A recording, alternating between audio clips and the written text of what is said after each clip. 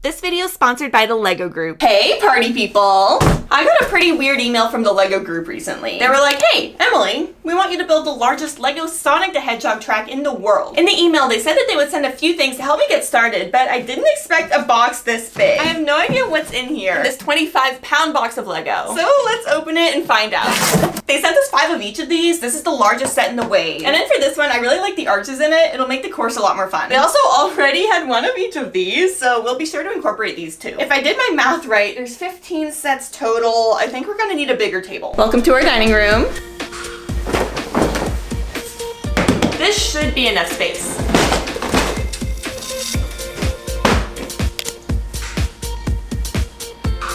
Our little helper.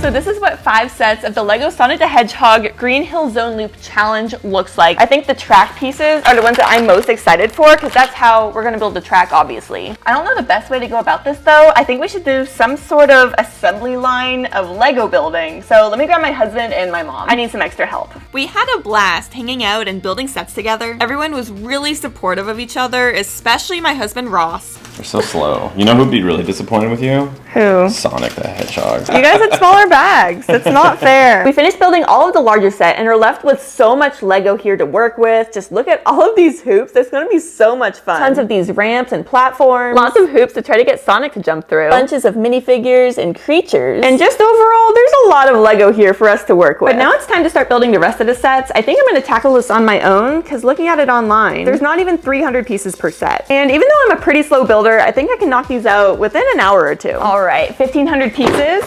Let's go.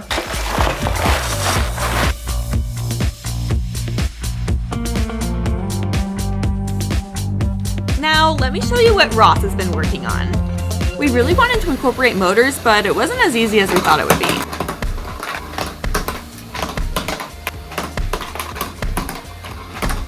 Also have this big motor over here. Ooh, okay. Have to figure out how to make this more stable. Gotta go fast. Oh, I didn't record it. I was looking at the dog because she's so pretty. Oh! Ladybird, did you see that? Oh! Now, let's add some more loops and see how many he can do. Oh. Okay, 3 loops.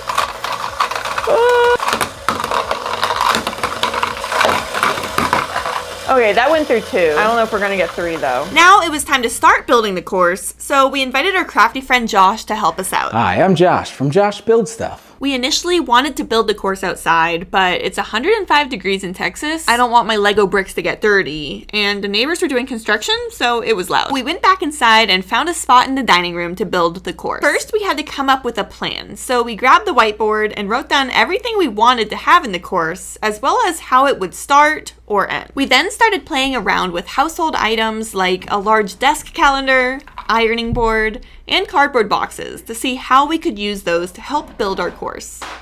It felt like we were kids again, playing at a parent's house. It was really fun getting creative with it and just grabbing all this weird stuff from around the house. Our friend Josh even drew out this really fancy schmancy diagram of our dining room so that we could plan it out even better. Gravity is not our friend today. This is a battle of us versus gravity. We started the course from the stairs because we wanted to use gravity to our advantage as much as possible here. We taped some cardboard boxes to the top of the stairs and added a ladder for support. The whole goal here was to do a cool zigzag kind of thing for Sonic to go down. We also wanted to use the boxes that the LEGO Sonic sets came in, since Sonic, when he's in his ball, fits perfectly through them. The boxes also worked really well as a kind of funnel for Sonic as he comes straight down from the stairs. Then the ironing board came into play. This was a large flat surface that almost everyone has in their house. We wanted to use normal household items so that others could get inspired and try this at home as well. Some bumpers were added onto the edges to help guide Sonic as he went down the course. He liked to wander just a little bit, so the bumpers kept him on track. Where do you want to go on the table? Like on the table and across the table? Go that way. Next, it was time to figure out how to get Sonic from the first part of the course with the ladder over to the dining room table to start on the rest of the course. At first, we tried using a giant cardboard box to help him get across, but decided on using a metal ruler instead since it was super stable and just wide enough for Sonic. Green snot.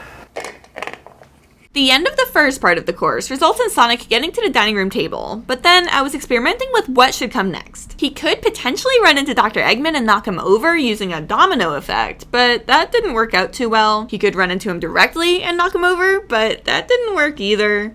Or he could knock over a platform where a second Sonic would come down and attack, but none of this was working and I was getting a little bit frustrated. So then I decided to just extend the course. Have this end part 1 and start a part 2. I like the idea of creating multiple sections of the course so that we could have multiple different starting points. This simplifies things a bit since we wouldn't have to create a fully automated course with extra motors and gears to keep Sonic going. So all I'm trying to do here at this point, and it was a tedious process, is to get Sonic to end up in the launcher, so that then at that point I can launch him to start the second part of the course. It took a lot of tries, but I finally got it, which was really exciting. Hooray! Once he finally ended up in his launcher, I decided to grab a Lazy Susan from Ross's room so that he would end up on this turntable kind of thing and I could spin him around and start the second part of the course, launch him towards whatever's next. We decided to build a mini roller coaster because roller coasters are fun. This is going to be Amy's portion of the course. Launch number 652. Results inconclusive. 663. It didn't jump. 647. Where's the height?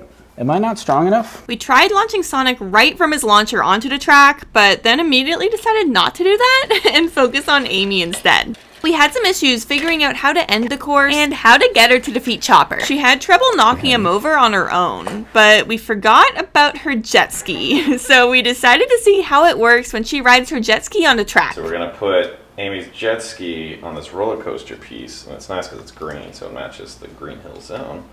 We're gonna put her on there. We're gonna give her giant whack-a-mole mallet. And we're gonna try this out. Whoa! Good job, Amy. Yeah. First try, actual first try. Good job, Amy. So here's the plan now. Sonic goes into his launcher and launches into the trees with the the neutron in it to defeat it. Then Amy gets launched down the track where she takes out more neutrons along the way to finally get to the end to defeat Crabmeat and free all the little tiny animals. Yay! Now that things are starting to work, we took a Chaos Cola break. Cheers! Mine's empty. Do you have a quarter? Heads or tails? Tails. Tails head.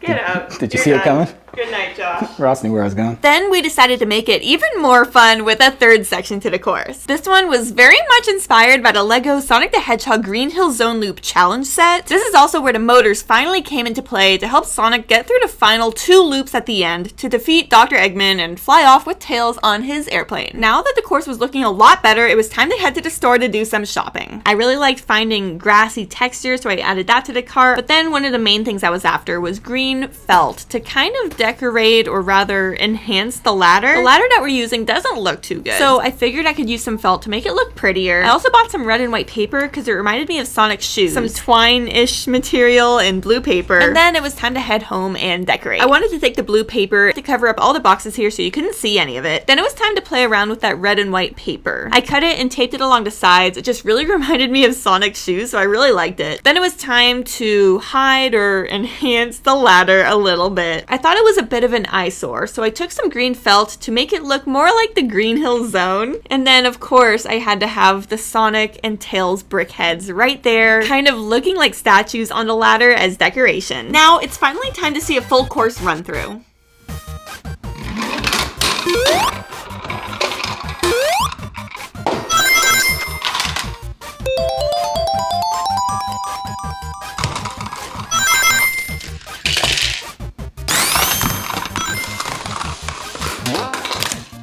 Sonic successfully completed the course to defeat Dr. Eggman, and all the little animals were freed. Now it's time for Sonic to hop on his friend Tails' plane to head over to celebrate on Amy's Animal Rescue Island. Sonic is the DJ for the party while Amy is making tropical drinks for all of her friends. Tails is also having an awesome time.